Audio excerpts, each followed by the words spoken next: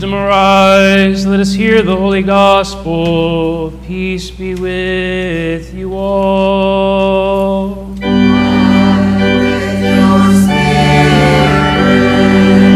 The reading is from the Holy Gospel according to Matthew. Let us be attentive.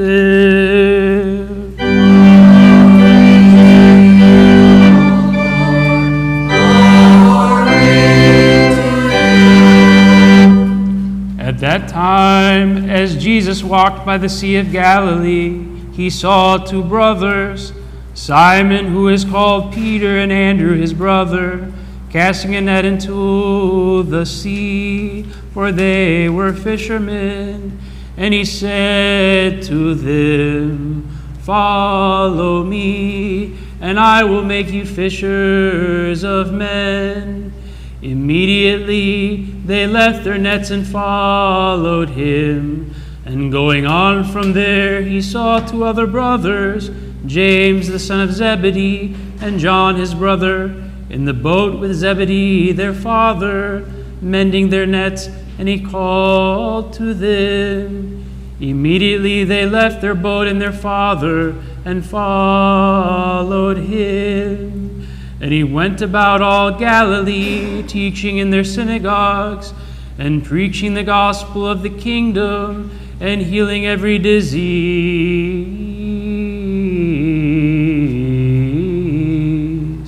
and every infirmity among the people.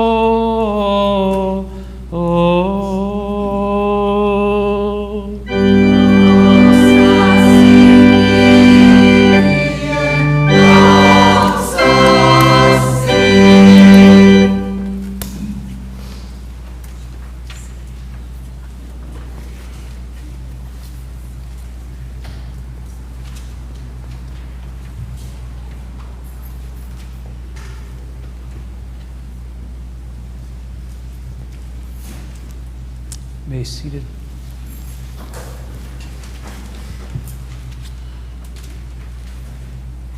In both the gospel reading as well as the epistle reading, we have a reference to the gospel. That word gospel is used. In the case of the epistle, St. Paul is talking about how Christ will come on the last day to judge according to the gospel that he has. He's passing on this gospel to us. Similarly, in the gospel reading itself, at the end, after Christ has called these apostles, it says that he goes out into Galilee preaching the gospel of the kingdom. I love words. I love finding out about their meanings. If any of you have seen the Big Fat Greek Wedding, I love the Father. I can do that with any word. You can test me at coffee hour. But I love exploring the meanings of these words because so often there's a depth to it. And not just the meaning of the word, its etymology, but its historical dress, its clothing. When they heard gospel 2,000 years ago, what did they hear? In this day and age, I think when I say the word gospel, the first thing that most people think about is the book that's here on the holy table. Or perhaps they think Matthew, Mark, Luke, and John.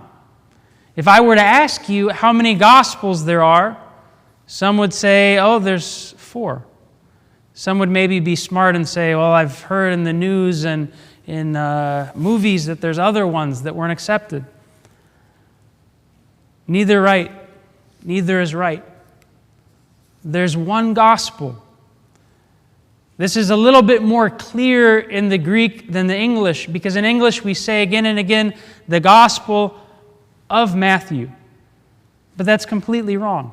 Nowhere in the history of the church was it called the gospel of Matthew. It was the gospel according to Matthew, the gospel according to Luke, the gospel according to John, the gospel according to Mark.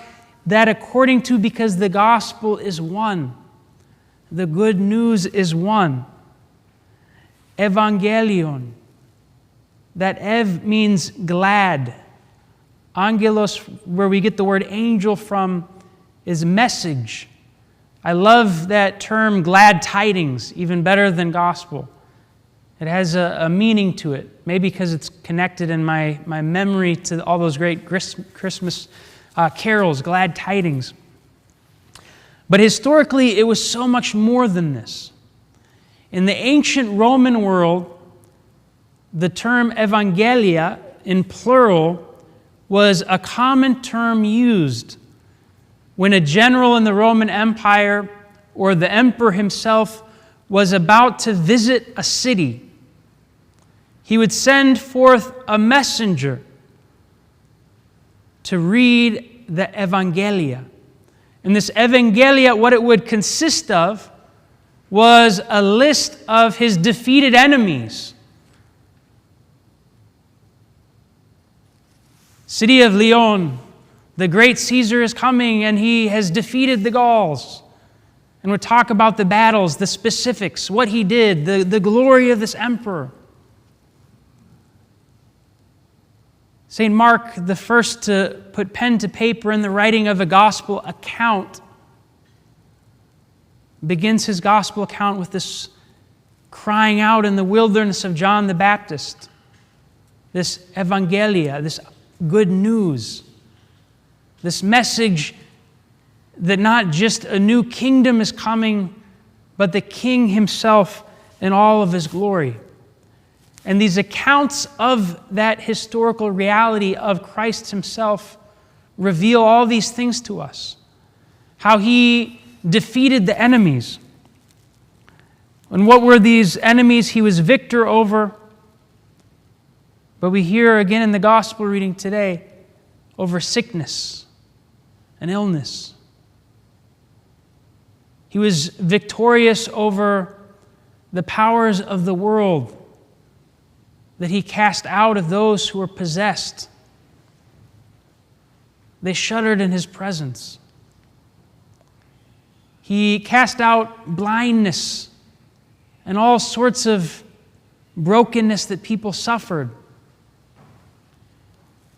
He was victorious over sin, and that he forgave those who are chief sinners among us. He overcame and defeated on the cross the devil himself. And he defeated death, that hymn that we chant again and again for those 40 days following Pascha. He trampled death by death. This perhaps is as good as any summing up of the gospel. That good news of that proclamation of the victory of our King. So the question then that remains is, how do we respond to it? How do you respond to this announcement of the glad tidings?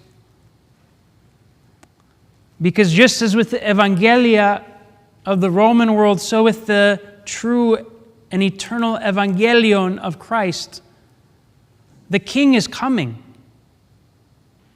The King is coming.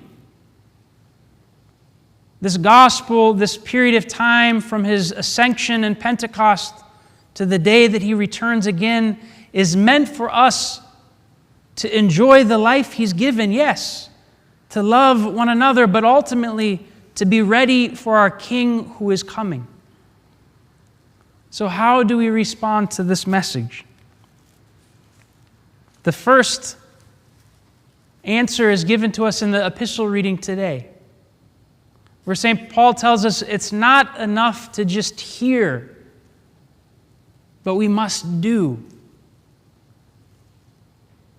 Christ himself tells us this again and again, most clearly in that gospel according to John, where he asks, or he says, "If you love me, you will keep my word."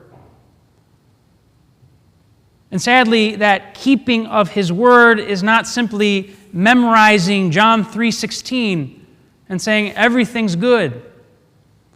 That keeping of the word is taking the teachings that Christ has given to us And just as John did in the Apocalypse, not just listening to them or reading them, but the scroll that was given to the beloved disciple, he was commanded to eat. We're to digest it. We're to make it part of who we are. We're to live it. Because if we are obedient to the word that Christ has spoken to us, if we truly live that evangelion, then Christ says, I and my Father will come and dwell within you. That even before that second coming, in a hidden manner, he will come to us. The gospel reading gives to us another way in which we are to respond to the evangelion. Twice we see a phrase. When a phrase is repeated in the gospel reading, we should make a special note. At once, they lay aside their nets. At once. When Christ speaks to us, when the Holy Spirit moves us to do a good deed for our neighbor, to say another prayer, to get up a few minutes early so that we can spend time in solitude with God. If we're moved to sacrifice something for another, most of us, myself, first and foremost, we think, okay, let's see, if I give this guy $5 that needs it, I'll have 15 left, and let's see if, right? We don't do it at once. We put on the brakes. Our head gets in the way. At once, the apostles laid aside their nets. And if you think about it, that's so remarkable. Christ says, follow me. And they're not like, tell us who you are. Let me get your credentials. Right? They don't say, okay, and this is especially true of Peter because we know that he was married. He doesn't say, and I kind of feel sorry for Peter's wife, he doesn't say, let me go home, tell my wife. The other fishermen, they're not like, okay, let us sell our nets so that we can put a little bit of money in savings. They lay it all aside and follow him at once. And finally, how do we respond to the gospel? With exactly what we're doing here. The Divine Liturgy.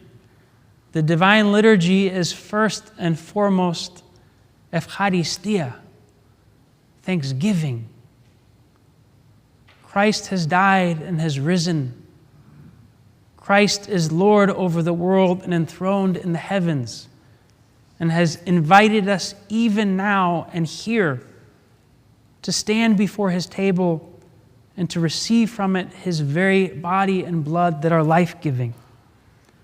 And so how can we respond to the gospel but with praise, worship, and thanksgiving? May Christ our God, who is the good news, be with you today and every day unto the ages.